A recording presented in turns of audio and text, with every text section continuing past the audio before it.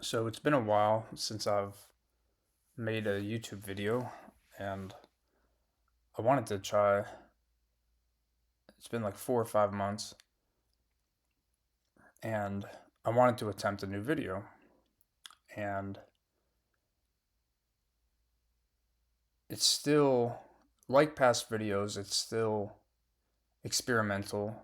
Um, there's been a lot that's changed, a lot more going on in my life since last time I made a video, but still, I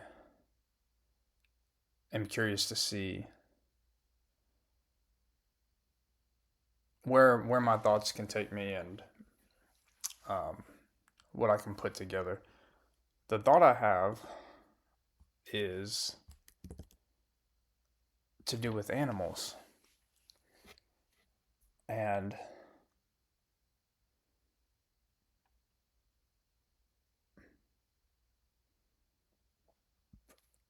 something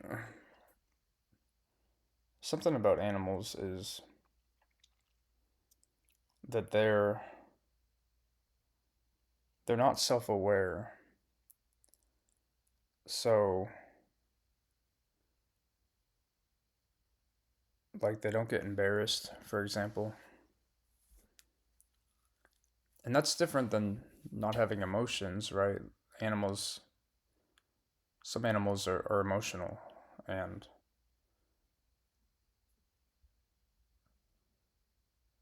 you think about especially like dogs, cats, domesticated animals. Not cats as much as dogs, but um, and some animals have sophisticated emotions and sophisticated intelligence. Dolphins, dolphins are very intelligent, very social creatures, intuitive. They can make tools. They do some incredible complex tasks too, and they also communicate with very advanced levels of communication. So animals are incredibly perceptive, impressive. Octopi, is that a word? Octopus. They are incredibly impressive animals. They're like chameleons. Bees, very socially impressive. The way they work together. Ants, similar. Kind of have a hive mind. So, animals are incredibly impressive, incredibly complex, can be really intuitive, but no animal is aware. No animal is, no animal experiences shame.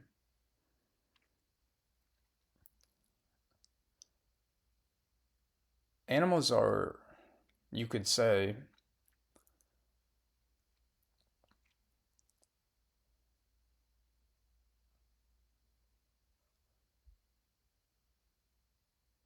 intrinsically,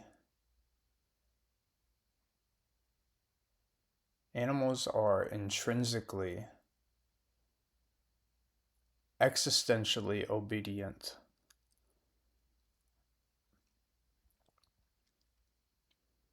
They are what they are. There's something really beautiful about that, in a way, if you really think about it.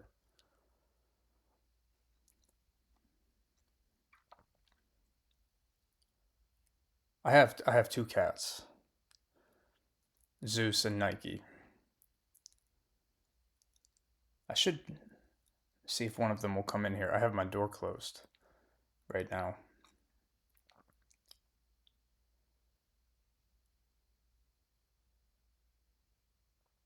But there's no such thing as should in the animal world. Like I just said right now, I said I should let them come in here. I said something like that. That's not something an animal can think. Animals can't think in the realm of should. An animal doesn't think, oh, I should go do that. An animal merely does or doesn't. So they're instinctual, they're immediate, right? They don't plan. I think that's true. Even like a complex creature like a dolphin, I don't know, maybe dolphins do plan. I don't know. But there's something I'm trying to get at the essence of something here, that there's a fundamental difference between humans and animals. And I'm trying to sort of kind of circle around that phenomenon, because I think it's actually important. I think it's philosophically, psychologically, existentially important. And it's something that can be empowering and glorious, actually glorious. Let me do my should here. Let me open my door and see if one of my cats come in. So give me 1 second here.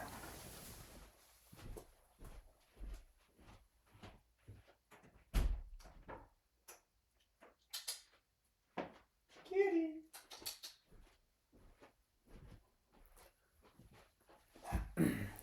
Let's see if it's very likely Zeus might come in here.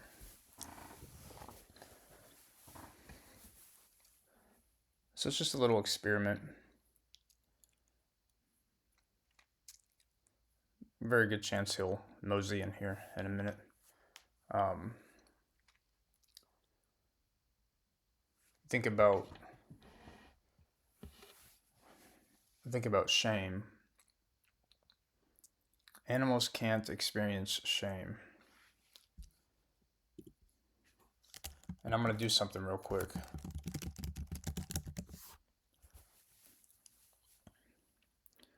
I'm on ChatGPT and I'm going to do a little reading to do some reflection. So I typed into ChatGPT, what is shame? Oh, here comes Zeus. So we'll come back to ChatGPT in a second. Come here, buddy. Come here. Let's see if he jumps up here. Okay. Here he is. Here's Zeus. Hey, Zeus, say hi to the camera. Say hi to YouTube. So, this is an animal. Notice how he doesn't want me to.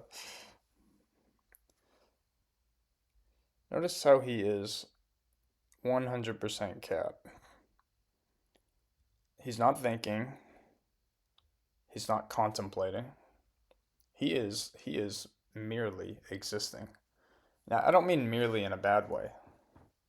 You know, like, I'm not saying that that's a bad thing. I'm saying that, like, obediently. He's just existing. He's not obedient to me. Obedient to his own existence. Obedient to himself as creation.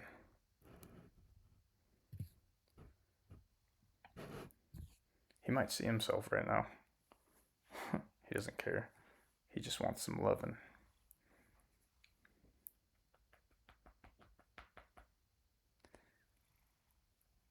So,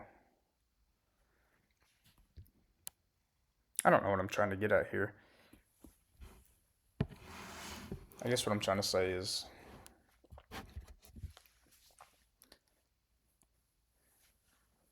let's go back to ChatGPT. Hey, buddy, see, look at him.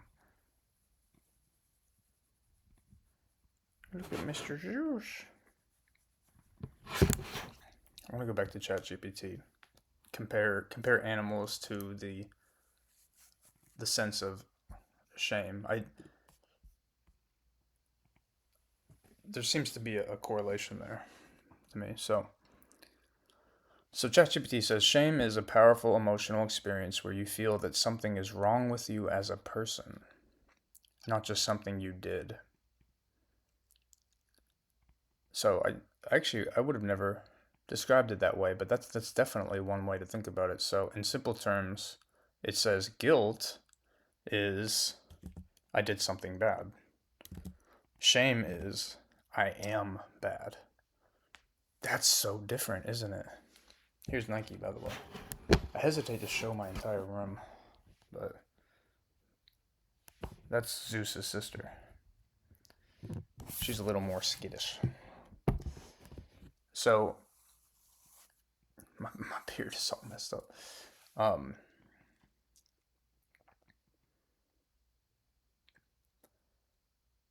so that kind of brings us to like an interesting point. You can feel guilty about something, and there's something really normal about that. Like if you did something wrong, like you did something to hurt someone and you feel guilty about it. It's like it's tied to something you did and you feel bad about it, and it's a healthy thing, right? Like it's like, well, your conscience might weigh on you and you might feel like, okay, you might have to process that a little bit. You probably have to confront the person and be like, hey, I feel bad about this, I'm sorry I did this. Or you might feel motivated just to change your ways, right? And that could all be subconscious too. Like that might not even be like surface level thinking. That might just be kind of background things that kind of motivate you, move you, adapt you in a way to where you learn and you grow, you live and you learn. And so guilt is a healthy thing in that sense. Like it steers you, it's a compass. It steers you in the right direction. You do something to hurt someone, even if it's not like inherently wrong, like by a matter of some absolute truth. Like if you do something to that hurts another person, you know, someone you care about, especially, you might feel guilt about that. And maybe guilt feels like a strong word. Maybe it's just like you, it weighs heavy on you, right? Or it makes you think twice, that sort of thing. But you could, all of that's kind of like guilt. But shame is like at the level of identity. It's like it's existential. That's why animals don't experience it. Animals can't feel bad for being. Like, my cats are never sorry for needing my attention. You know what I mean? Like, they're never apologetic for needing food or for being afraid. You know, if they're backed into a corner and they feel like they need to defend themselves, like, there's no embarrassment about that. They're not they're not hesitant to survive, and they're never apologetic about their existence. That's not true with people. It's not true with people.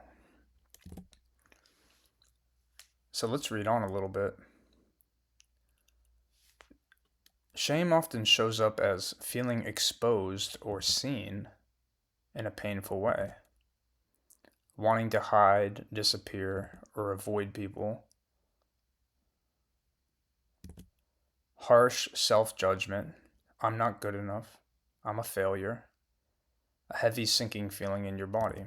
Okay, so shame tied to judgment. Okay, judgment. There's another interesting thing.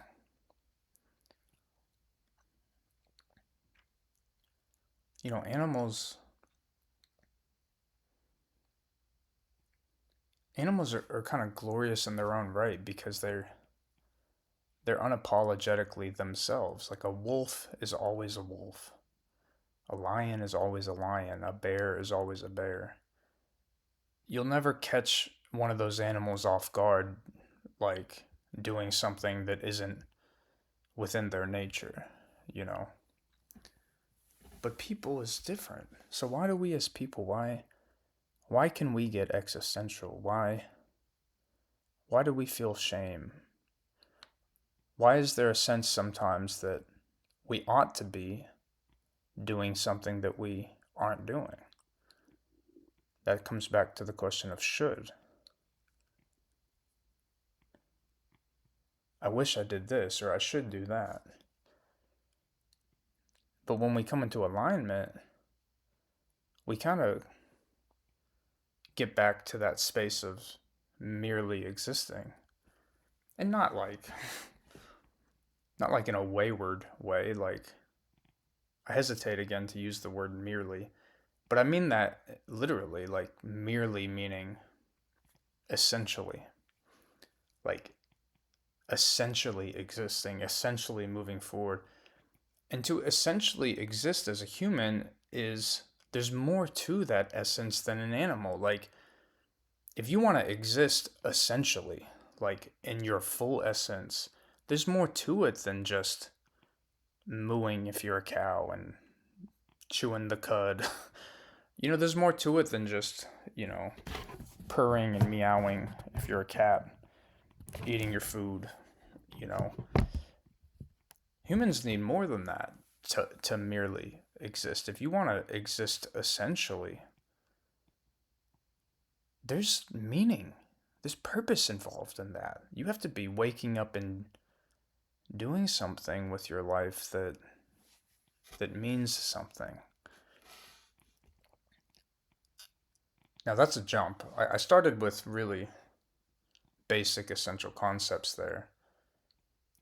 And to jump from the fact that people experience shame, that people experience shoulds, that people experience um, ought tos, and a sense of self judgment or wanting to hide. Some of those things you could say are like wanting to hide, self preservation. You could call that nervous system stuff, right? That's not necessarily something that's beyond what an animal experiences, but self judgment, a lot of things like that are beyond what animals experience.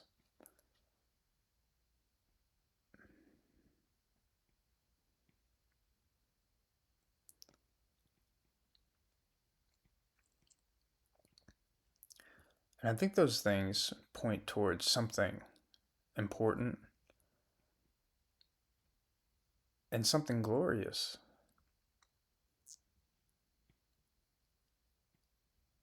If it's true that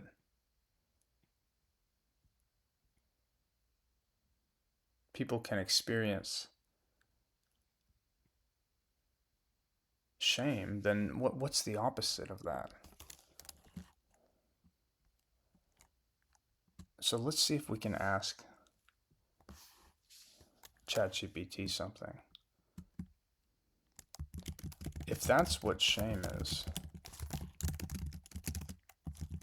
what would the opposite of shame be? Really curious what it might say to this.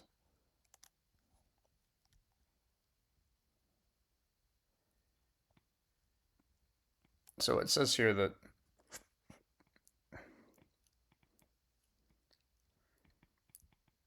if shame says something is wrong with me, the opposite of that might be self acceptance or self worth. So there's something to think about. That you have worth, value. That's something an animal doesn't have to think about. Self worth.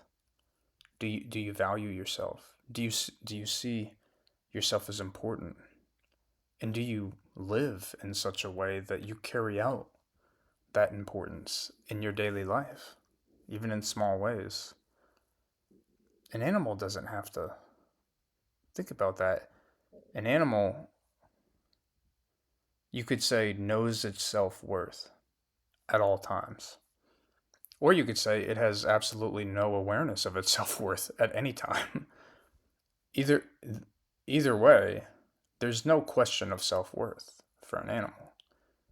Like I've never caught Zeus on a bad day, if that makes sense. Like I've never seen him moping around, like feeling like his confidence was low. And that's, it's not saying animals can get sick. They could be more tired on one day than another. But generally speaking, like they don't have, you could say they don't have a conscience. You could say they don't have um, an essence in the way humans do. Maybe you might say they don't have a soul in the way humans do.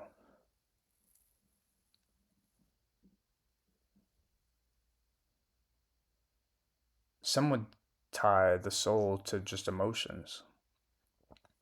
But if that's the case, then you would say an animal has a soul, if you think animals have emotions. But an animal definitely doesn't have something that a human does.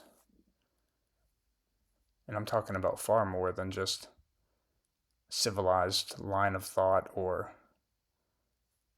a sophisticated civilization, which are things that people definitely have that animals don't. And all of those things point towards something even greater.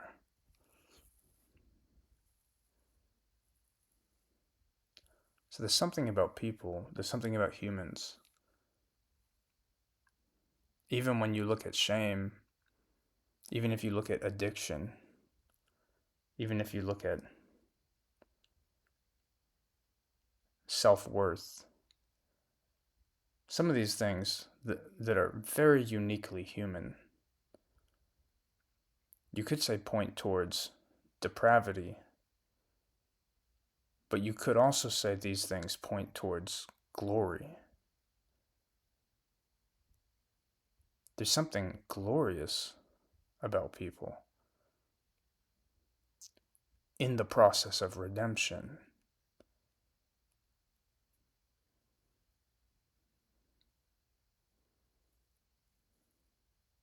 What is redemption?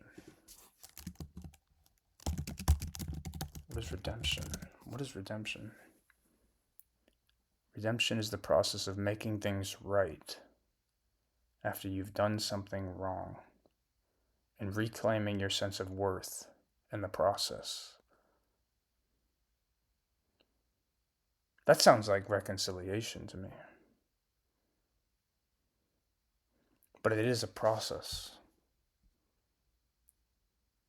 Hope, a return of self-worth, the sense that your past doesn't fully define you. There's a future at hand. There's more to life than just existing. There's a path, there's chapters. So, are you living just to get to the next step? Are you living merely to survive? As a uniquely human person, as someone who carries the bearing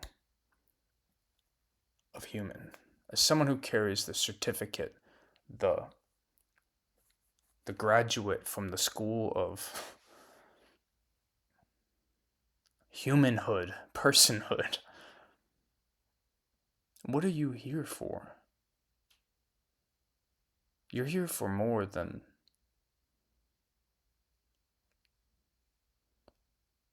what my cats are here for. I can tell you that much. So what is it? Addiction, if you deal with anything addictive, that is a window towards meaning, towards your meaning.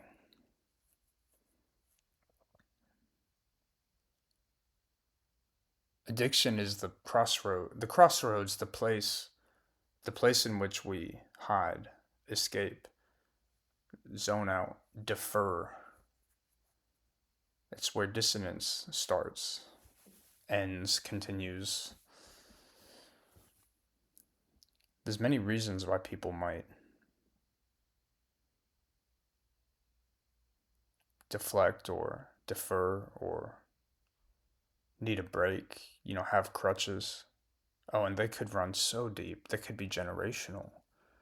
They could be passed on to you. And they might be something right in front of you. I mean, there might be things right at hand that we stifle ourselves through things that we cling to.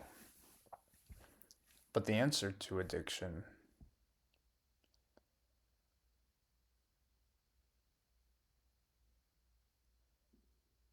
isn't to come down on ourselves. Like part of the essence of addiction is has to do with self-worth. So if we're missing something that we need, we're going to try to fill it in whatever way we can. So like a lot of the past ways in which we've tried to discipline ourselves out of addiction, they're actually rooted in a sense of worthlessness. So it's like a lack of accepting ourselves. We look at ourselves and we're like, why do I do that? Why do I have that behavior? And so we try to beat ourselves out of addiction when it's actually that sense of worthlessness that makes us addicted in the first place. So that continues the cycle all the more. So the only way to deal with addiction is to find what we truly need. In other words, the answer to addiction isn't what we're addicted to, it's what do we truly need that we're missing. So instead of trying to ask myself, what am I addicted to? And how do I stop? Maybe I should ask myself, what am I truly hungry for? And how do I start? And that is a hard question to ask, because that takes the courage of believing in yourself, believing that you are worth a seat at the table. Why would I go searching for a Thanksgiving feast to replace the Big Macs I've been chomping on every day? Let's say I'm addicted to Big Macs. And let's say that my antidote is the Thanksgiving feast. Why? Because at the Thanksgiving feast you have a diversity of foods, right? This isn't a perfect analogy, but let's say we're talking about food. You know, the meal that you need in life is the one that's nutritious and diverse, and it's not just the meal, it's the table. You need the table, you need the people, you need the invitation, and you need the permission, and you need the love and the belief that you deserve to be at that table and that there's a place for you to eat. And not just to eat scraps, but to eat the feast. And not alone, but with the people you love. The people who love you, and together you stoke up each other's self-worth. You tell each other, you're worth this. We're worth this. Let's eat. So if I'm addicted to scraps, it's not because I'm a worthless person and scraps are bad for me. It's because I'm just trying to eat. And I'm hungry. And of course I'm hungry. Because I'm a human. And humans are hungry. And humans need to eat. Everybody has a hungry heart. Everybody has a hungry heart. And then there's something and you play your part. I don't know the words. Everybody has a hungry, hungry heart. So if you believe that you have a hungry heart, and you believe that you're worth the hunger, then you might gain the courage to eat the feast instead of the scraps.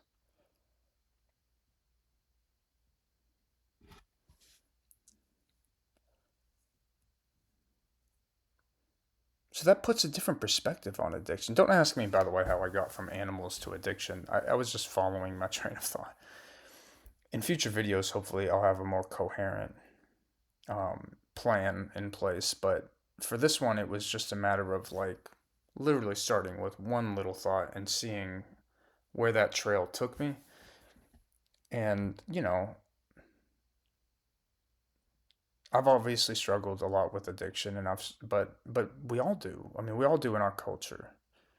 And there's a much larger, like, social phenomenon with that, and bigger than social, like a relational phenomenon, a reconciliatory process that we can go through as a people together in one way or another. And so we can put together the pieces of glory. Yeah, glory. Yeah, we're not here just to exist and just to have fun, just to be nice. We're here for glory. We're here for mission. We're here for purpose. We're here to see broken fragmented pieces come together and something bigger than us.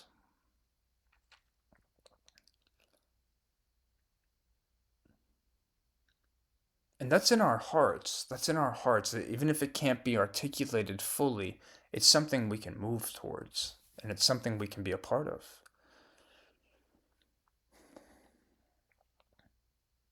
So I don't know how to wrap that back around to animals and shame. Shame is like,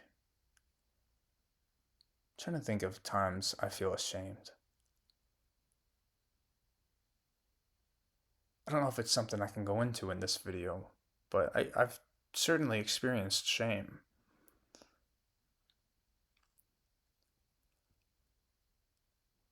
For me, it might be something like checking out of existence for a minute. Like, you can do that as a human. Isn't that crazy? It's almost like a superpower. Like, you can just, you don't have to really fully be there in any given moment. I mean, good luck trying to escape forever. That's not really possible either, you know? But there is this sort of phenomenon in human existence that you can check out.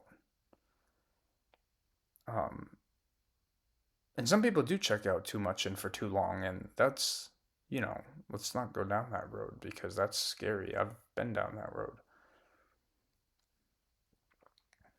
But on the flip side, like anything that feels scary or evil or bad or dissonant or not good for the soul, or you know anything that you would categorize as negative or bad, like in whatever framework and in whatever way you think, things that aren't good for you, things that everybody has an idea of that, and have different ideas of that based on their own experience. Things that hurt, things that, like, maybe you've been cut off from certain relationships, maybe you've experienced betrayal in your life, maybe you've experienced addiction or shame, maybe you didn't have certain familial relationships go the way that they needed to go. Maybe you've had certain religious experiences that didn't go well, or social experiences, groups of friends, maybe at work. A lot of stuff comes down to relationships, and it comes down to people. But the point I'm getting at is anything in your life that you consider bad, evil, you categorize as not good, wrong, those are the same things that, when you look at the flip side of those things, redemption is right around the corner. So, like, if you can look at your scars, you can be redeemed. If you want to be. If you're hungry for that, if you care for the taste of something holy, something akin to, to holy. Can you even imagine what that's like? Because the same thing that might make people egotistical or might make people have like a god complex, let's say, something that might make someone arrogant or prideful, is the same thing that might make someone shameful, right? And it's the same thing that might make someone embarrassed or guilty. And it's the same thing that might make someone feel incredible.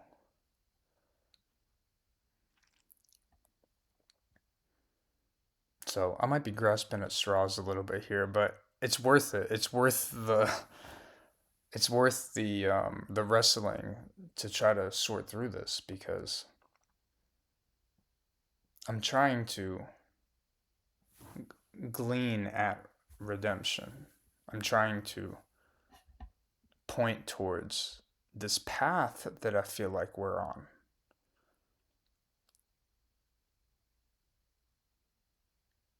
And I hope it stirs something in you.